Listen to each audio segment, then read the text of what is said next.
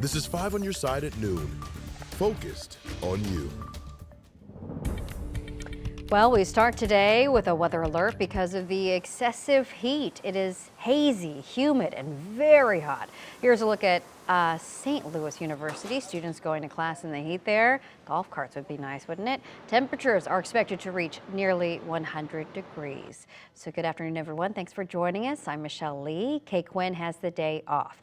That heat is expected to stick around through the rest of the week. So let's go right to meteorologist Gary Frank for the weather first forecast. Good morning. I should say good afternoon. I know, rare. I know. You had to switch it up a little bit, Yeah. just in time, right? Yeah. At least we got a little bit of a break to some degree. The fog is helpful, but it's not really helpful at the same time because it's foggy, because it's really humid, among other reasons. So the fog has helped keep us from getting extreme, but there are breaks in the clouds. You look at Farmington, and it's going to start to warm up here pretty quickly, but it's kind of delaying the inevitable. As we look at our visibility right now, we have some areas where you have 3 mile, 5 mile, but Litchfield, Alton, that's coming up to that normal 10-mile visibility. The excessive heat warning in place now through Thursday. That will be remaining unchanged. Even despite the cloud cover, it feels like it's over 105, 116 in Farmington. And that's the significant issue. It is incredibly humid from now to Friday, alert days. We remain where we're not going to drop much below 80. We didn't this morning, and highs near 100. I don't think we get to 100 today, but it will feel like it's well over 110. Some of these localized areas may even feel like they're well over 115, even 120. And that's going to be the significant issue for us here moving forward as we have for the next several days. Heat index readings, extreme humidity, and feeling like they're over 115. So until we get rid of that fog, we're going to remain very hot, very humid, and we're sitting in this pattern. We'll talk about some of the records that we're setting or very close to setting over the next coming days, and some of the things you can do to at least keep your body a little cooler for the heat each and every day.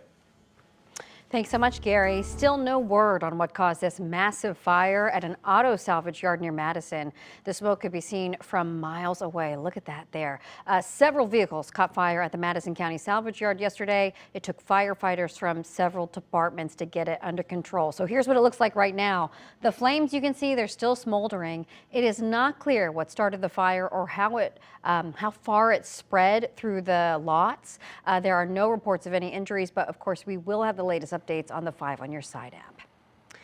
The Beehive is buzzing in St. Louis. We are just hours away now from Beyonce. She brings her Renaissance tour to the Dome at America's Center. And so here's what's going on outside the Dome. Fans are already waiting outside, but people who've gone to the concert already say that she's been playing songs from her entire career. Tickets, by the way, are still available, and the show starts at 8 tonight. It is the first day of school for more than a dozen school districts in the area, including the St. Louis Public School District. There are more than 23,000 students in the district, and every one of them walked in and received a bag of school supplies. As Sydney Stallworth reports, it is a new year with a new superintendent. St. Louis Public Schools has a new superintendent for the first time in 14 years. And Dr. Keisha Scarlett says she spent her first weeks on the job talking with teachers and seeing what they need and figuring out how she's going to help get it done. They are the experts, listening to our team and staff and really developing strategies alongside with our AFT, our labor organization and our other organizations to really just to help support higher ed, just working together, really in collaboration. Violence is a major concern in the city of St. Louis, and youth violence has caught the attention of city leaders. I asked Dr. Scarlett how SLPS can help play a role in curbing the numbers. Having adults who care for them, are connected with them, who know them by their name, their story, their need, is very important, and that's our first step in having safe schools. The safety issues that we have in the city are citywide issues, and the school district plays their part, and so we're looking forward to working with our mayor and the rest of the city around having safe spaces for students, even after school, will be important as well. Dr. Scarlett tells me that she plans on making SLPS the best school district in the state, and that she's really going to lean on the commitment of students and parents to get the job done. In St. Louis, Sydney Stallworth, 5 on your side. It is also the first day of school for students in the Rockwood district. These are the students at Lafayette High School. The district hired more than 100 new teachers this year and 4 armed security officers. It is also the first day at Fort Zumwalt, Cahokia, and Festus. St. Louis County libraries are helping out this year by giving kids a free meal after school. Starting today at 5 branches, Operation Food Search will serve healthy meals, so you can stop by Florissant Valley, Lewis and Clark, Natural Bridge, Prairie Commons, and Weber Road branches. The meals will be offered during the school year and must be eaten on site. Anyone aged 5 to 18 can take advantage of that free service. Tropical Storm Hilary is moving through Southern California today. The storm is historic because it's the first tropical storm to hit Southern California in 84 years. NBC's Jay Gray has the latest from Santa Clarita. Hey there, and finally a break from the rain that continued for hours across Southern California. And what did it leave behind? We'll take a look behind me. This is part of it right here. You can see teams that have been working here in the roadway. Water rushing down this street in Santa Clarita and ripping away part of the road.